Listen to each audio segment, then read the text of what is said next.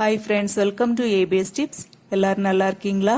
இன்னைக்கு நம்ம சேனல்ல ஈவினிங் டீக்கு சூட்டான கொண்டைக்கடலை சுண்டல் சத்தானது எப்படி செய்யறதுன்னு பார்க்க போறோம். கடையில எல்லாம் நீங்க கண்ட பலகாரங்களையும் வாங்கி குழந்தைகளுக்கு கொடுக்கறத விட இந்த மாதிரி சத்தான சுண்டல் டெய்லி ஒன்று செய்து கொடுத்தீங்கன்னா குழந்தைகள் முதற்கொண்டு பெரியவங்க வரைக்கும் எல்லாரும் விரும்பி சாப்பிடுவாங்க. இந்த கொண்டைக்கடலை சுண்டல் செய்யறது ரொம்ப ஈஸி. அதை எப்படி செய்யறதுன்னு பார்க்க போறோம். வாங்க இப்ப நம்ம வீடியோக்குள்ள போலாம். கொண்டைக்கடலை சுண்டல் பண்றதுக்கு பேன் அடுப்புல வச்சு தேங்காய் எண்ணெய் நான் ஒரு 2 டீஸ்பூன் அளவுக்கு ஊத்தி இருக்கிறேன். இப்ப எண்ணெய் காஞ்சிருச்சு. கடுகு 1 ஸ்பூன் போட்டிருக்கிறேன். உளுந்தம்பருப்பு 1 ஸ்பூன் போட்டிருக்கிறேன். இப்போ கறிவேப்பிலை சேர்த்துக்கலாம். அது கூடவே வரமிளகாய் ஒரு 4 மிளகாய் பிச்சு வச்சிருக்கிறேன், அதையும் சேர்த்துக்கலாம்.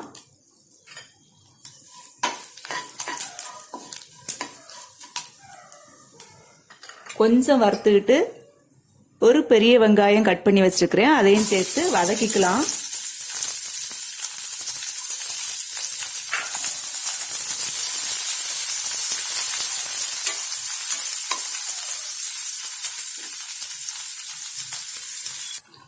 உப்பு ஒரு 1/4 டீஸ்பூன் அளவு தான் போட்டிருக்கிறேன் இந்த வெங்காயத்துக்காக. ஏன்னா கடலை வேக வைக்கும் போதே உப்பு போட்டு வேக வச்சிட்டோம். வெங்காயம் இன்னும் கொஞ்சம் வதங்கட்டும். இப்போ வெங்காயம் நல்லா வதங்கிருச்சு பாருங்க. இப்போ நம்ம எடுத்து வச்சிருக்கிற தேங்காய் பூவை சேர்த்துக்கலாம். சுண்டலுக்கு தேங்காய் பூ கொஞ்சம் அதிகமா போட்டோம்னா கொஞ்சம் டேஸ்ட் நல்லா இருக்கும். அதுக்காக தான் தேங்காய் பூ அதிகமா சேர்த்திருக்கிறேன். 1 கப் அளவுக்கு சேர்த்திருக்கிறேன்.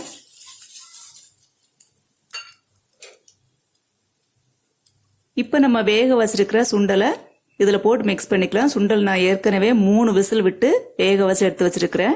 அதையும் இதில் போட்டு நம்ம கிண்டி விட்டுக்கலாம்.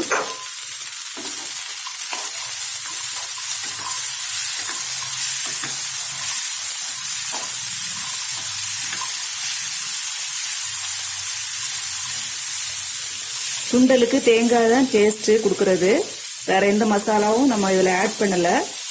அதனால தேங்காய் பூ கொஞ்சம் அதிகமாக போட்டீங்கன்னா எல்லாரும் விரும்பி சாப்பிடுவாங்க.